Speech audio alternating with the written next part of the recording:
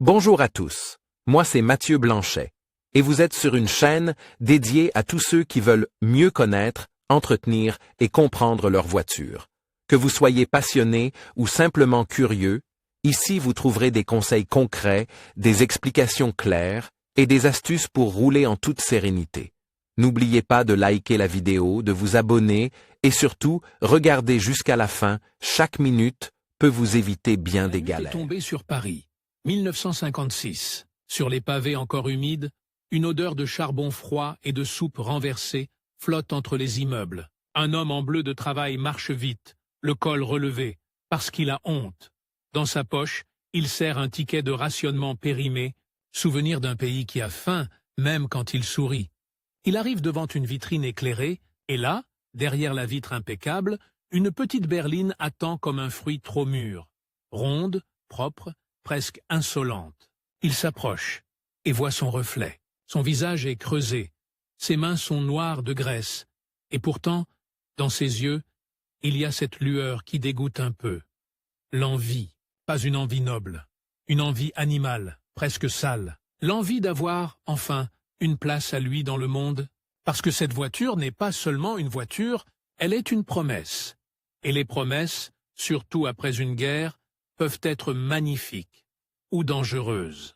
Vous êtes venu pour entendre parler de la Renault Dauphine? Parfait, vous l'avez trouvée, mais restez jusqu'au bout, parce que derrière son sourire de carrosserie, il y a un mécanisme de désir, de fierté nationale et de paris industriels qui ont laissé des traces, certaines très glorieuses. D'autres, beaucoup moins. Le décor, d'abord. La France d'après-guerre apprend à respirer autrement. On reconstruit les murs? Oui, mais surtout on reconstruit le quotidien. La rue n'est plus seulement un passage. Elle redevient une scène. On veut aller travailler plus loin, revenir plus vite, emmener les enfants au grand air le dimanche, s'autoriser des vacances sans avoir l'impression de voler quelque chose à la vie. Le pays sort d'une époque où l'on comptait tout. Les calories, les kilomètres, les clous, les heures d'électricité. Et soudain, il y a cette idée neuve, presque indécente. On pourrait vivre mieux. Et ce ne serait pas un péché. Dans ce monde-là, l'automobile prend une dimension qui dépasse la mécanique. Elle devient une clé de mobilité, de statut, de liberté, mais aussi une clé psychologique, quelque chose qui ferme la porte au passé. Renault le comprend très vite. La 4CV a déjà ouvert la voie. Petite, accessible. Elle a mis des familles entières sur 4 roues. Mais un succès pareil a un revers. Il crée une faim supplémentaire. Car dès que vous avez appris à rouler, vous commencez à rêver plus loin. Et c'est là que naît le besoin exact, chirurgical, qui appelle la Dauphine. Pas besoin d'un monstre luxueux, pas besoin d'un paquebot à chrome. Le besoin est plus subtil, plus français, presque paradoxal.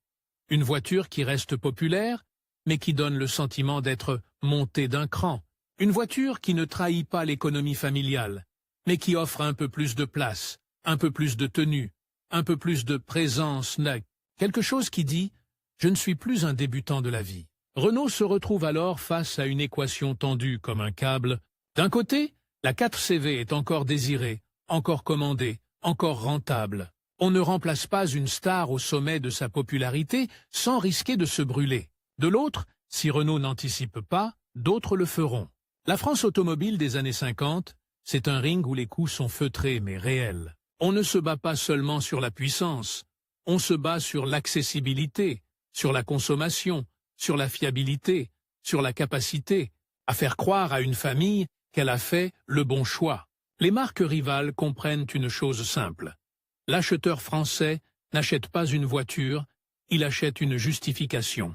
Il veut pouvoir dire à ses voisins, à sa belle famille, à lui-même, « c'était raisonnable. Et pourtant, j'ai gagné quelque chose ». Alors Renault vise une zone très précise du marché.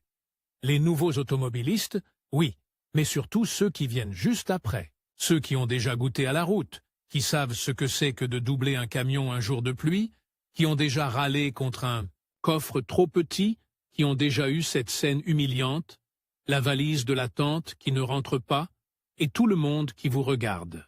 Comme si c'était votre faute à vous, personnellement, si le monde ne s'emboîte pas. Ces gens-là ne veulent pas plus gros par vanité, Ils veulent plus pratique, pour ne plus se sentir serrés dans leur propre vie. Et il y a aussi le besoin national, plus vaste, presque politique. La France veut se moderniser. Elle veut prouver qu'elle sait produire en masse, exporter, rivaliser.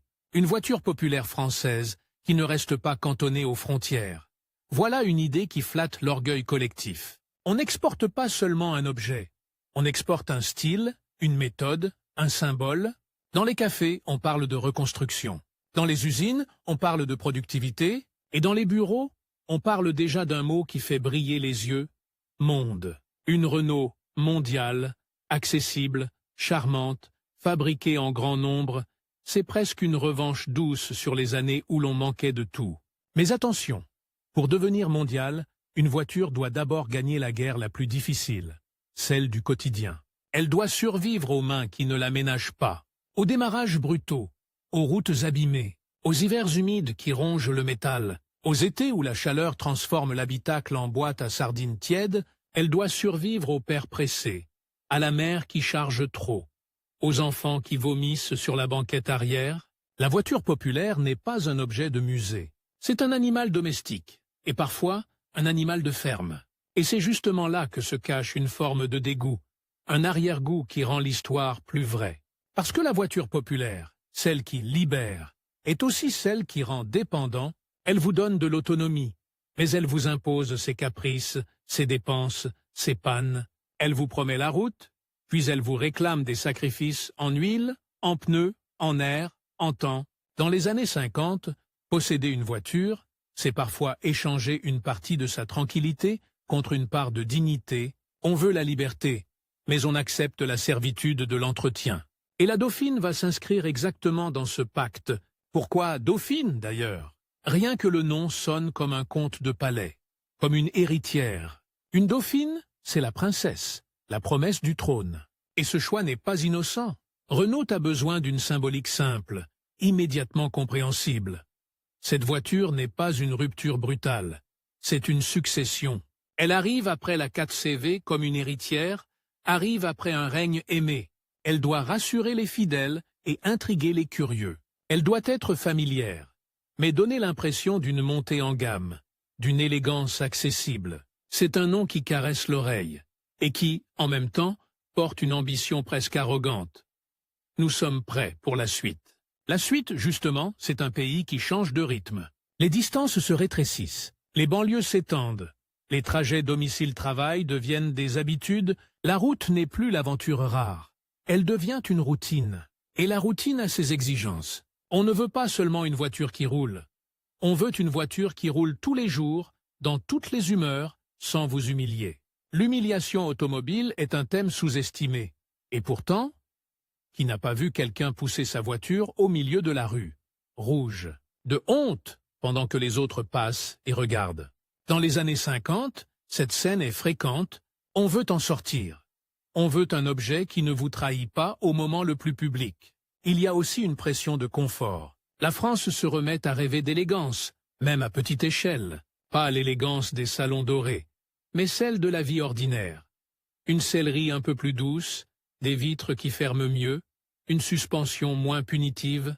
On commence à comprendre qu'une voiture populaire peut être aimable, qu'elle peut avoir une personnalité, qu'elle peut être autre chose qu'un simple outil. Et Renault sait faire des objets avec une âme, des objets qui racontent une histoire à ceux qui les conduisent. Sauf que derrière l'âme, il faut des chiffres. Il faut une stratégie industrielle. Il faut produire beaucoup, vite et correctement. Et il faut le faire sans perdre de l'argent, ce qui est le cauchemar de toute voiture accessible. Chaque boulon compte, chaque kilo compte, chaque minute d'assemblage compte. L'après-guerre a rendu les ingénieurs presque obsessionnels. On traque le gaspillage comme on traquait autrefois les pénuries. La voiture qui doit naître doit être pensée comme une somme de compromis invisibles, assez grande pour séduire, assez légère pour rester sobre, assez simple pour être fabriquée, assez robuste pour être supportable, assez jolie pour être désirée. Et là, dans cette liste, se cache déjà la première tension dramatique. On ne peut pas tout avoir. Quand on promet tout, on finit par mentir quelque part. C'est ici que l'histoire prend une tournure plus intime. Imaginez une famille française de l'époque. Le père a déjà une 4 CV, ou peut-être n'en a pas, mais en a loué une fois, ou a roulé avec un voisin. La mère a découvert ce que c'est que d'aller au marché sans porter tout le poids sur ses bras. Les enfants associent la voiture au départ, au vent, à la sensation de quitter le quartier. Et puis un jour, on parle d'une nouvelle Renault. Une voiture qui serait au-dessus, mais pas inaccessible. Dans les cuisines, on fait les comptes, on mente un peu, on se persuade, on coupe sur autre chose. Et tout à coup, le désir devient un plan. Ce n'est plus un jour, c'est bientôt. Renault observe ce mouvement social, comme on observe une marée. Quand la marée monte, vous pouvez soit construire un port, soit vous faire emporter. Alors Renault prépare une voiture qui doit répondre à une obsession française. Faire plus avec moins, sans que cela se voie trop. Et pour que cela se voie bien, il faut aussi un style. Pas le style extravagant des voitures de rêve, mais un style rassurant, rond, presque souriant. Une voiture qui ne menace pas, qui n'intimide pas. Une voiture qu'on peut stationner devant chez soi sans avoir l'impression de provoquer le quartier. Une voiture qui s'intègre au tissu de la rue comme un nouveau meuble dans une pièce. On le remarque, mais on s'y habitue vite. Et pendant que la France se prépare à l'adopter, Renault pense déjà au-delà. L'exportation attire, mais elle fait peur, car l'étranger ne pardonne pas les approximations qui passent à la française. Dans le quotidien, à l'étranger, il faut convaincre des conducteurs qui ne vous attendent pas, qui n'ont pas votre indulgence, qui comparent sans nostalgie. Le rêve d'une Renault mondiale est exaltant et dangereux. Parce qu'une fois que vous mettez un produit sur une scène internationale, chaque défaut devient une rumeur, chaque faiblesse devient une réputation. Et une réputation, c'est comme une tache d'huile sur une chemise claire. On croit pouvoir l'ignorer, mais tout le monde ne voit plus que ça. Alors le besoin de la Dauphine, au fond, c'est un mélange explosif. Un pays qui veut tourner la page, des familles qui veulent respirer plus grand, un constructeur qui veut rester populaire sans rester petit, et un orgueil national qui rêve de passer du nous reconstruisons à nous rayonnons. Mais un besoin, ça ne garantit pas une réussite. Un besoin, ça met juste la pression. Et la pression, c'est le début de la dramaturgie, parce que maintenant, il faut créer la chose. Il faut la dessiner, la tester, la défendre, la faire accepter à ceux qui décident, à ceux qui fabriquent, à ceux qui achètent. Il faut transformer une envie collective en tôle, en moteur, en volant, en réalité, et c'est là que l'histoire se resserre, comme un nœud. Car la Dauphine ne va pas seulement naître d'un cahier des charges, elle va naître d'un combat interne. Comment faire une héritière qui ne trahit pas son royaume? Comment promettre la modernité sans perdre l'âme populaire? Comment séduire sans ruiner? Comment être mieux sans devenir trop? Le plus troublant, c'est que ces questions ne sont pas abstraites. Elles finissent toujours par se traduire en décisions concrètes, parfois brutales, parfois élégantes, parfois discutables. Et ces décisions, vous allez les sentir, presque physiquement, dans la suite, dans la façon dont cette voiture a été pensée, construite, et lancée comme on lance une pièce de monnaie en l'air, en espérant qu'elle tombe du bon côté. Très bien. Dans les couloirs de Billancourt, on ne parle pas encore de légende. On parle de tôle, de délai, de marge, de sueur. On parle bas, parce qu'un projet comme celui-là n'est pas une simple nouvelle voiture. C'est une succession organisée, une prise de pouvoir. La 4CV règne encore, aimée, adoptée, presque pardonnée à l'avance. Et pourtant, dans l'ombre, une question ronge les dirigeants et les ingénieurs comme une lime sur de l'acier. Si on attend trop, on vieillit. Si on va trop vite, on se casse. La création de la Dauphine commence donc comme commencent les choses dangereuses, avec une ambition qui sourit, et une peur qui ne dit pas son nom. On veut une voiture plus grande, mais pas trop, plus confortable, mais pas lourde, plus moderne, mais pas compliquée. Une voiture qui donne l'impression d'un progrès évident, sans que son prix raconte une trahison. Et surtout, on veut une voiture qui se fabrique à la chaîne, avec une régularité presque cruelle. Le futur se mesure en cadence. Le premier dilemme n'est pas esthétique, il est philosophique. Renault a déjà une identité technique qui a fait ses preuves. Une petite voiture à moteur arrière, compacte, manœuvrable, capable d'offrir un habitacle généreux pour une taille contenue. Continuer sur cette voie, c'est rassurer le monde. Changer radicalement, c'est courir après une modernité qui n'est peut-être qu'un mirage. Mais il y a un piège. Si on continue, on risque de sortir une 4CV déguisée. Et si on change, on risque de perdre ce qui rend Renault. Renault, les bureaux d'études se transforment en arènes. Sur les tables, des croquis. Sur les murs, des courbes. Et dans les tasses de café, une amertume tenace. Parce que chaque trait de crayon engage des millions. Chaque millimètre, un compromis. Chaque courbe, un coup. On décide de viser une silhouette qui inspire confiance. Pas une voiture agressive. Pas une voiture qui fait peur aux pères de famille. Une voiture ronde, presque bienveillante, comme un visage qui ne juge pas. La rondeur, ce n'est pas qu'une mode. C'est une stratégie psychologique. Une voiture anguleuse, c'est une voiture qui dit quelque chose. Une voiture ronde, c'est une voiture qui accueille. Et pendant que les dessinateurs cherchent une harmonie, les ingénieurs cherchent l'impossible. Faire rentrer de la modernité dans une boîte à contraintes. Le moteur, déjà.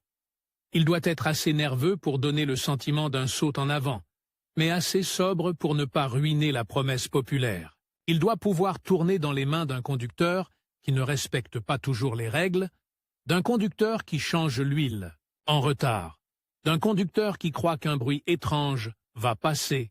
La voiture, ici, doit avoir la patience d'un animal. La structure doit être suffisamment solide pour offrir un confort réel, pas un confort de brochure.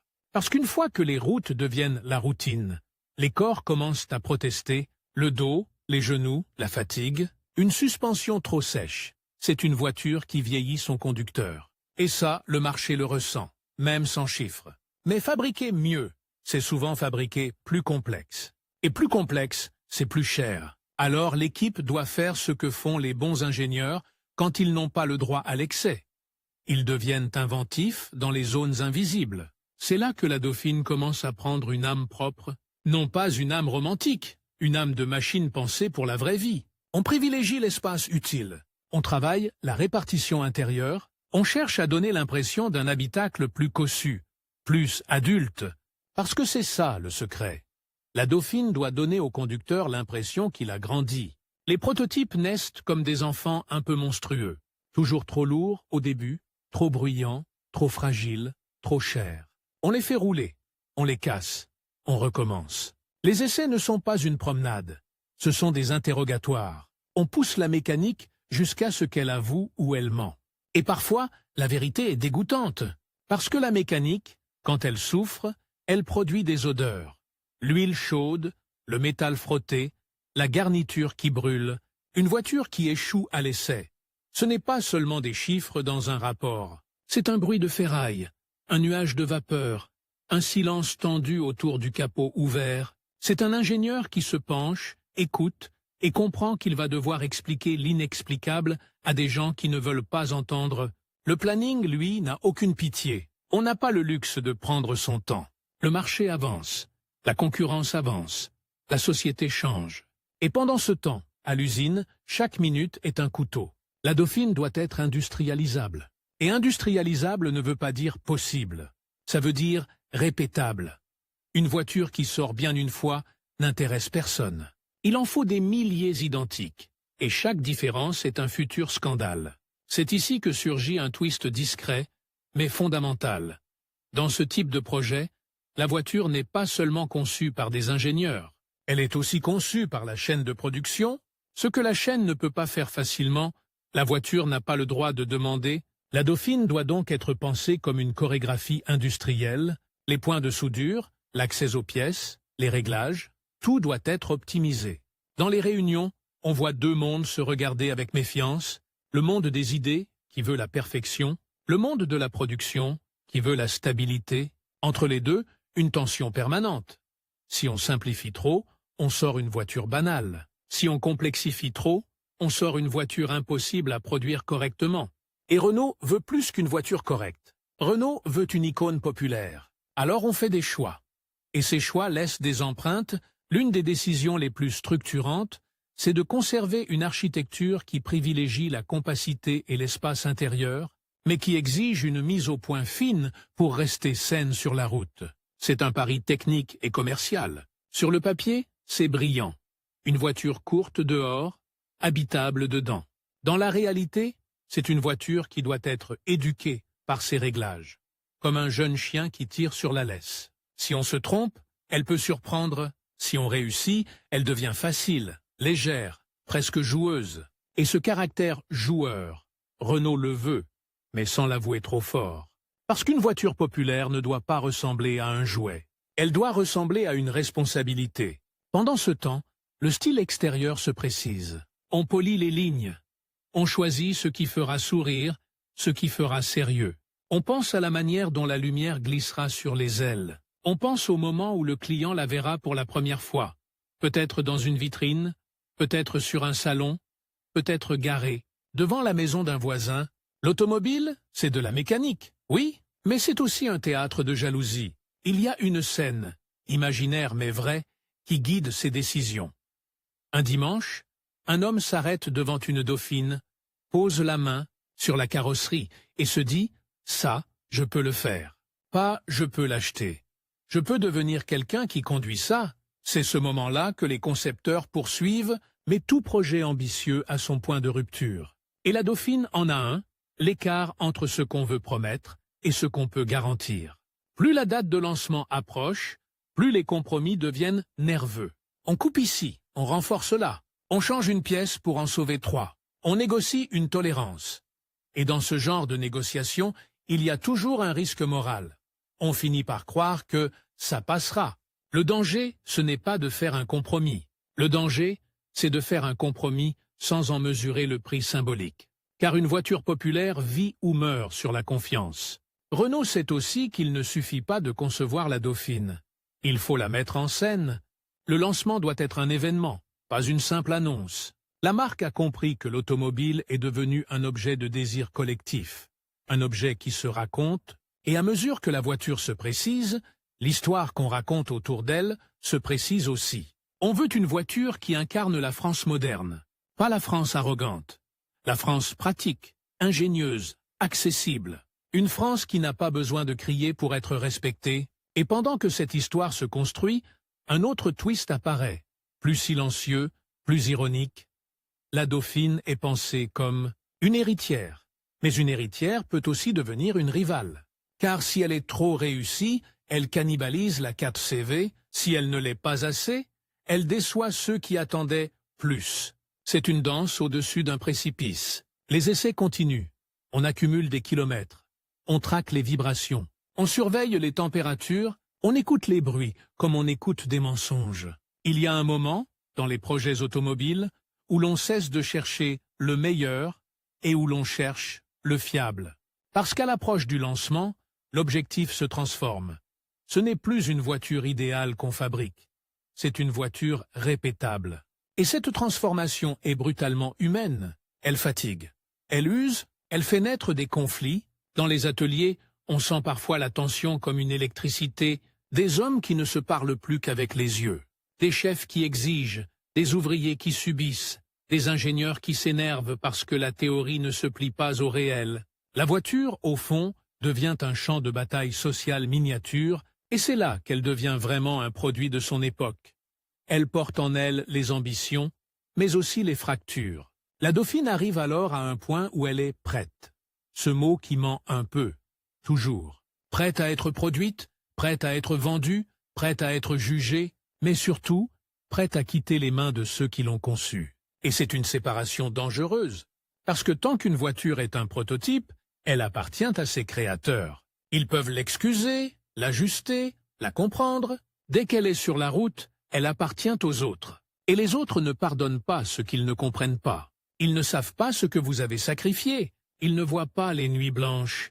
Ils voient seulement si la voiture démarre, freine, tient, protège, rassure. Au moment où la Dauphine s'apprête à apparaître au grand jour, Renault mise gros sur l'image d'une princesse accessible, sur la promesse d'une France qui avance, sur l'idée que la modernité peut être douce. Mais dans l'ombre, il y a une autre vérité, plus acide, presque gênante.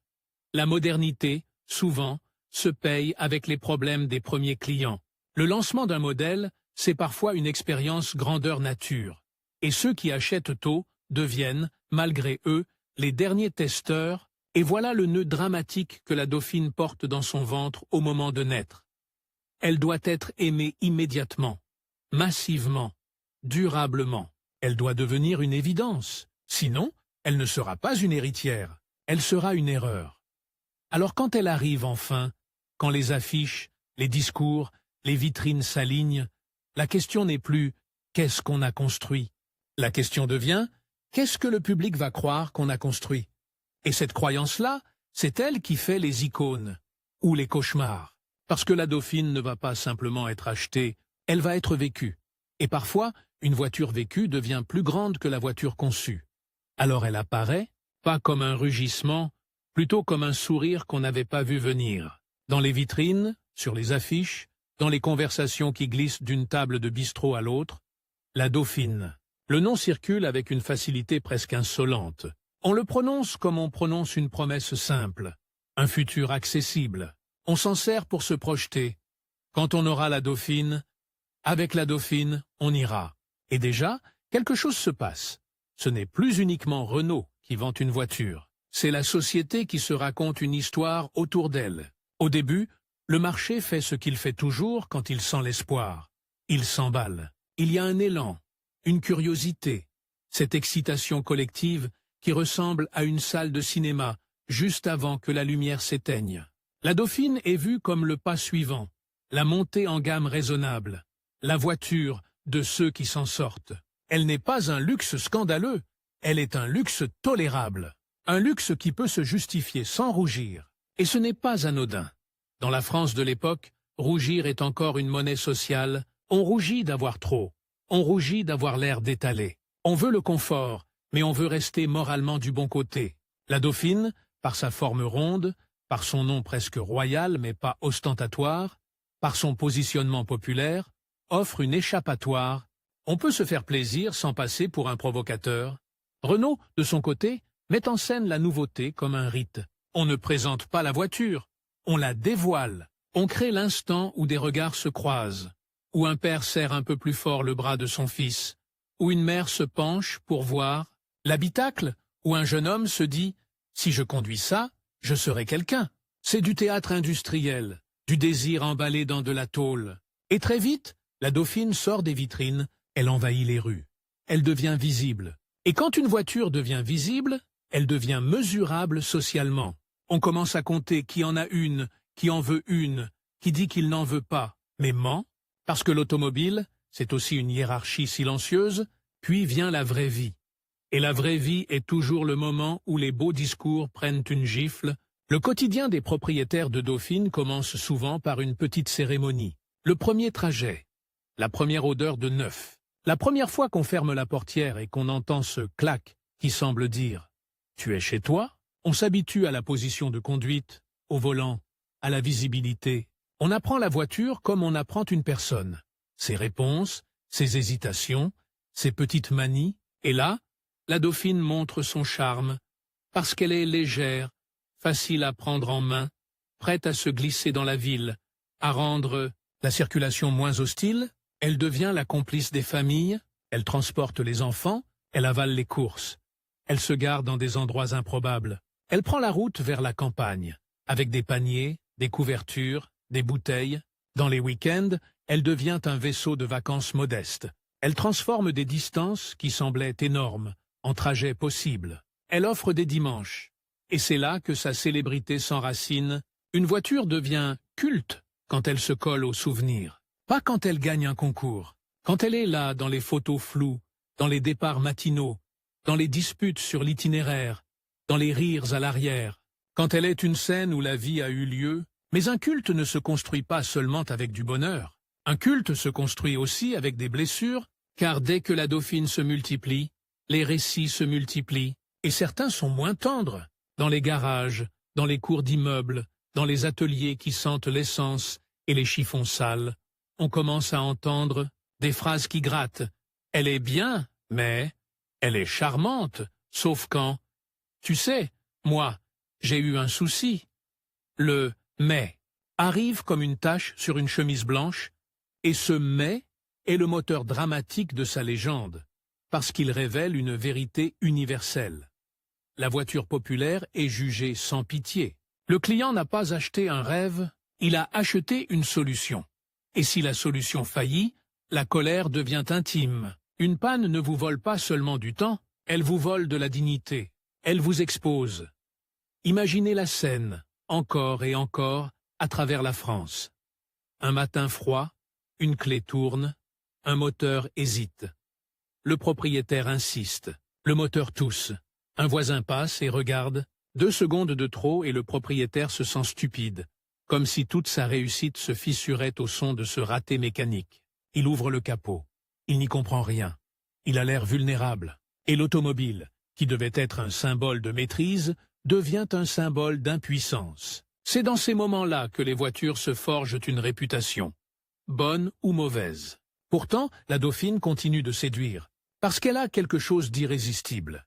Elle est à la fois sage et attachante, elle n'est pas intimidante, elle n'agresse pas la rue, elle s'intègre, et surtout, elle se vend. Elle se vend parce qu'elle répond à une époque qui veut rouler sans se ruiner. Mais Renault ne se contente pas de la France. Et là, l'histoire prend de la vitesse. La Dauphine part à l'export. Elle traverse des frontières, elle s'offre à des marchés qui ne partagent pas forcément les mêmes tolérances, ni les mêmes habitudes, ni la même patience. À l'étranger, une petite Renault ronde peut être perçue comme exotique, charmante, européenne. Et au départ, c'est un avantage. Elle attire le regard. Elle se distingue. Elle fait sourire. Elle est l'antithèse des grosses voitures arrogantes. Elle propose une alternative. Et dans certains environnements, ce caractère différent devient un argument puissant, mais l'exportation est une loupe. Tout y est amplifié. Les qualités deviennent des slogans. Les défauts deviennent des scandales. Et c'est là que surgit un twist qui a fait mal à Renault. La Dauphine, en devenant célèbre, a aussi rendu ses failles plus bruyantes, parce que plus une voiture est vendue, plus les histoires d'ennui circulent. Une panne isolée est un malheur privé. Une panne répétée sur un modèle populaire devient un récit collectif, un bruit de fond, une rumeur. Et la rumeur, elle, ne s'entretient pas avec des statistiques, elle s'entretient avec des anecdotes. Or, l'anecdote est toujours plus forte qu'un chiffre.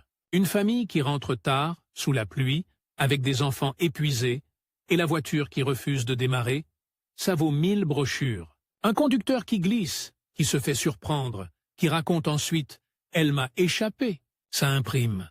La réputation de conduite d'une voiture se forge souvent dans les peurs, et la Dauphine, avec sa légèreté et son architecture, exige une conduite propre, surtout quand les conditions se dégradent. Dans les mains d'un conducteur attentif, elle peut être agréable, vive, presque amusante.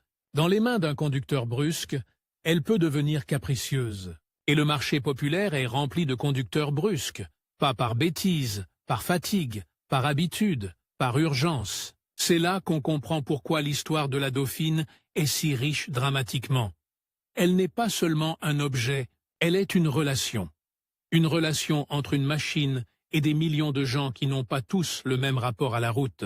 Pendant ce temps, en France, la Dauphine se tisse dans la culture quotidienne. On la voit dans les rues comme un motif. On la voit stationnée devant les immeubles, devant les commerces, devant les usines. Elle devient la voiture des classes qui avance, et cette omniprésence finit par lui donner un statut affectif. On se moque parfois d'elle, on la critique, mais on la reconnaît. Et reconnaître, c'est déjà appartenir. Elle devient aussi une voiture de jeunesse pour certains. Une voiture qui offre le premier frisson d'indépendance, un volant, un rétroviseur, une route la nuit, des phares qui découpent les arbres. La Dauphine fait naître des souvenirs de liberté, et ces souvenirs, plus tard, se transforment en nostalgie. Et la nostalgie est un carburant puissant pour devenir culte. Mais ce n'est pas tout. Il y a aussi un élément de célébrité plus spectaculaire. La voiture commence à exister dans l'imaginaire public, dans les images, dans les reportages, dans les films, dans les rues photographiées. Une voiture devient mythique quand on la voit sans la chercher. Quand elle apparaît, presque par accident, dans les images d'une époque, et la Dauphine, par sa diffusion, devient un décor omniprésent de la France qui se modernise, et puis, il y a l'autre face du décor, celle qui sent l'huile et la sueur. Parce que la Dauphine, comme beaucoup de voitures populaires, vit une vie rude, elle n'est pas choyée comme une voiture de riche. On la répare quand on peut, on la bricole, on la pousse, on la surcharge. On la fatigue. Elle devient un outil plus qu'un plaisir. Et paradoxalement, c'est aussi ce traitement rude qui la rend mythique. Elle est vue comme une survivante. On commence à entendre des récits presque héroïques. Elle m'a emmené jusqu'à la mer, avec 3 enfants et des valises. Elle a tenu malgré tout. On a traversé la montagne. Ces phrases transforment une voiture en personnage. Elle devient celle qui a été là. Mais attention, chaque mythe a ses fissures. Et la Dauphine, dans certains marchés, va connaître des moments où la fissure menace de devenir rupture. Ce n'est pas seulement une question d'opinion, c'est une question d'image publique. Quand une voiture devient un symbole national exporté, ses défauts deviennent presque une attaque contre le pays. Et cela rend la critique plus violente. On n'attaque plus une mécanique, on attaque une promesse. Et Renault doit alors gérer quelque chose de très moderne, la perception. Car dans les années 50-60, l'automobile devient un média. Une voiture raconte une histoire, et cette histoire se propage. On ne possède plus une voiture en silence, on la commente, on la compare, on la recommande, on la déconseille. La Dauphine vit au milieu de cette conversation permanente, et voici le point où sa renommée se transforme en célébrité durable. Malgré les critiques, malgré les soucis rapportés ici et là, malgré les rumeurs, la Dauphine incarne quelque chose de précis. La France, qui veut vivre mieux sans renier sa modestie.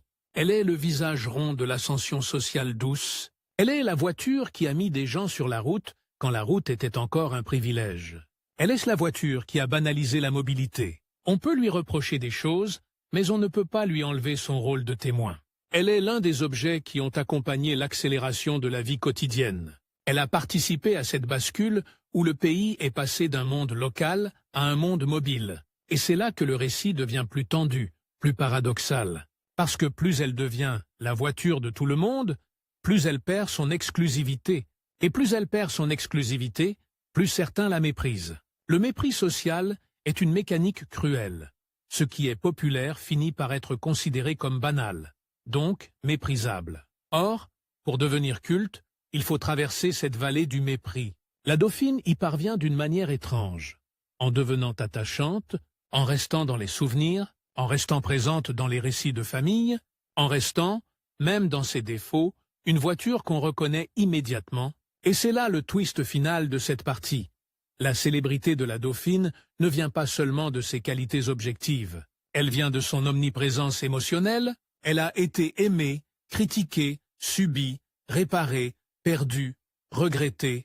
Elle a laissé une trace parce qu'elle a participé à des vies. Quand une voiture devient une part de la mémoire collective, elle n'a plus besoin d'être parfaite. Elle a seulement besoin d'avoir été là, au bon moment, pour assez de gens.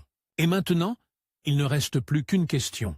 La question qui transforme une voiture célèbre en voiture culte. Qu'est-ce qu'elle a changé, au-delà de sa propre histoire? Qu'est-ce qu'elle a laissé derrière elle dans l'industrie, dans l'idée même de l'automobile populaire, dans l'ADN de Renault, et dans la manière dont la France se raconte ses voitures? Parce que l'héritage est toujours plus étrange que la gloire. La gloire, c'est immédiat. L'héritage, c'est ce qui continue quand les projecteurs sont éteints. Oui, et c'est précisément quand la Dauphine cesse d'être nouvelle qu'elle commence à devenir importante, parce qu'une nouveauté peut séduire, peut agacer, peut décevoir. Mais un héritage, lui, s'installe comme une odeur dans une maison. On ne le voit pas, on finit par vivre dedans. Les années passent, et la Dauphine continue d'apparaître partout, comme si la France avait décidé de se reconnaître dans cette silhouette ronde. Mais en coulisses, l'industrie, elle, observe autre chose. Une voiture populaire n'est plus seulement un produit. C'est un modèle économique, un modèle social, un modèle culturel, et la Dauphine, qu'on l'admire ou qu'on la critique, a servi de leçon vivante, parfois magnifique, parfois cruelle, à tous ceux qui voulaient comprendre comment on fabrique une voiture de masse, sans fabriquer une voiture sans âme. Son premier apport, le plus évident, c'est d'avoir consolidé une idée qui allait dominer les décennies suivantes. La voiture compacte. Peut-être une voiture complète. Pas une demi-solution, pas un compromis honteux, mais un vrai véhicule de famille, capable de tout faire, d'aller au travail comme d'aller au bout d'une route de vacances. La Dauphine s'inscrit dans cette transition, où l'automobile cesse d'être un objet exceptionnel pour devenir un objet normal. et normal. En réalité, c'est gigantesque, car la normalité change la ville, change les rythmes, change les habitudes. Quand une voiture devient normale, ce n'est plus la voiture qui s'adapte à la vie. C'est la vie qui se reconfigure autour d'elle. Regardez ce que cela produit, concrètement. Les distances se redessinent, les commerces se déplacent, les zones résidentielles s'étendent, les routes se remplissent, les stations-service deviennent des repères, les vacances deviennent une institution populaire, et la Dauphine, dans ce mouvement, est l'un de ces objets pivots. Pas la seule, mais une des plus visibles, une des plus symboliques. Son second apport, plus industriel, c'est d'avoir poussé Renault plus loin dans la logique de production à grande échelle, avec une ambition d'exportation, même quand l'export est rude, même quand la réputation se cabosse, l'idée reste, une voiture française peut viser le monde. Cela oblige Renault à penser en termes de volume, de réseau, de services, de pièces détachées, de standardisation, de variations pour différents marchés. C'est une gymnastique lourde, mais elle forge des muscles industriels, et ces muscles, ensuite, servent à d'autres modèles, à d'autres stratégies, à d'autres victoires. Et c'est ici que l'héritage devient paradoxal. La Dauphine n'est pas seulement un succès à raconter, c'est aussi une expérience qui a rendu Renault plus lucide. Elle a montré qu'une diffusion massive amplifie tout. La moindre faiblesse devient une histoire. La moindre fragilité devient une légende noire. Elle a enseigné que la qualité n'est pas une propriété abstraite, mais une perception collective. Une perception qui se construit dans les garages, dans les hivers, dans les pannes, dans les conversations, dans la réalité. Ce point-là, l'industrie entière l'a appris. Mais Renault l'a appris à grande échelle, en plein projecteur. Et quand on apprend sous projecteur, on apprend plus vite, parce qu'on n'a pas le droit de faire semblant. Troisième apport, la Dauphine a participé à définir ce qu'on attend d'une voiture populaire moderne. On ne parle plus seulement d'un moteur et de 4 roues, on parle de confort relatif, de silence relatif, de finition acceptable, d'ergonomie. Elle est l'un de ces modèles qui ont contribué à élever la barre, doucement, sans grand discours, simplement parce que le public, une fois habitué à un peu mieux, ne revient plus en arrière. La Dauphine a donc joué un rôle dans cette escalade tranquille des attentes. Après elle, on accepte moins facilement l'inconfort, brutal, l'approximation évidente, l'austérité totale. Et quand les attentes montent, toute l'industrie doit suivre, mais il y a aussi un héritage plus subtil. La manière dont elle a façonné une certaine idée française du chic accessible, la Dauphine n'est pas une voiture de luxe, et pourtant son nom, son image, sa rondeur, sa place dans la société lui donnent une aura presque mondaine, une mondanité de trottoir, de marché, de boulevard, une élégance qui n'écrase pas. Elle a montré qu'on pouvait vendre du rêve sans vendre de l'arrogance. Et ça, c'est une recette culturelle autant qu'industrielle, puis viennent les ramifications. Ce que la Dauphine laisse dans l'ADN de Renault, une marque, quand elle traverse une période de production de masse, se redéfinit, elle comprend ce qu'elle sait faire, ce qu'elle doit apprendre, ce qu'elle doit éviter. La Dauphine a renforcé chez Renault une obsession.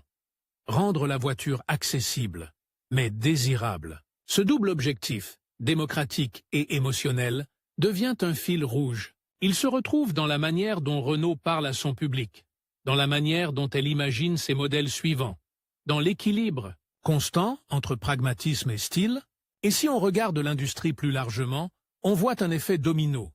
La Dauphine est un signal envoyé aux concurrents. Elle leur dit « Le marché veut une montée en gamme douce. Le public veut se sentir promu sans se ruiner. La voiture familiale compacte est un territoire à conquérir. Même ceux qui ne l'aiment pas sont obligés de la considérer, parce qu'elle occupe l'espace, et occuper l'espace, en automobile, c'est déjà gagner une bataille. Mais un héritage ne se mesure pas qu'en stratégie, il se mesure aussi en mythologie. Pourquoi, précisément, la Dauphine est-elle devenue culte en France? Parce qu'elle touche à quelque chose de très français. L'idée qu'un objet ordinaire peut devenir un symbole intime. Les Français ont un rapport particulier aux objets de la vie quotidienne. Ils peuvent les critiquer férocement, s'en plaindre comme d'un vieux parent, et pourtant y être attachés profondément. La Dauphine est exactement ce genre d'objet. On a pu la trouver capricieuse, on a pu la trouver fragile, on a pu la juger pas parfaite.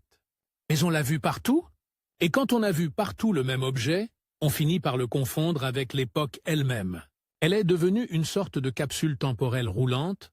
Quand on la voit, même aujourd'hui, ce n'est pas seulement une voiture qu'on voit, c'est une France précise, celle des cafés au zinc, des vacances qui se méritent, des routes nationales bordées de platanes, des départs, à l'aube, des familles qui chargent trop, des enfants qui s'endorment derrière, la joue collée à la vitre. C'est une France qui se modernise sans perdre sa texture. Et il y a une dimension presque charnelle dans cette nostalgie. Le son d'une portière, l'odeur de l'habitacle chauffé au soleil, le tissu des sièges, le bruit du moteur, les vibrations à certains régimes. Les voitures modernes sont plus performantes, plus sûres, plus silencieuses, mais elles sont souvent moins sensorielles. Elles effacent les aspérités. La Dauphine, elle, appartenait à une époque où la mécanique se faisait sentir. Et pour beaucoup, sentir la mécanique, c'est sentir la réalité. C'est là que le culte prend, dans la matière. Et puis, il y a un autre twist, plus grinçant, presque cruel. Ce qui rend une voiture culte, ce n'est pas seulement sa réussite. C'est aussi la façon dont elle a été imparfaite de manière mémorable. Les objets lisses, parfaits, finissent par se ressembler. Les objets avec un caractère, même un caractère difficile, laissent des histoires, et une histoire, c'est ce qui survit à la technique. On entend encore, dans les récits, des phrases qui ressemblent à des confessions. « Elle m'a fait des misères, mais qu'est-ce que je l'aimais ?» Et cette phrase résume tout. La Dauphine n'est pas seulement un chapitre automobile, c'est une relation.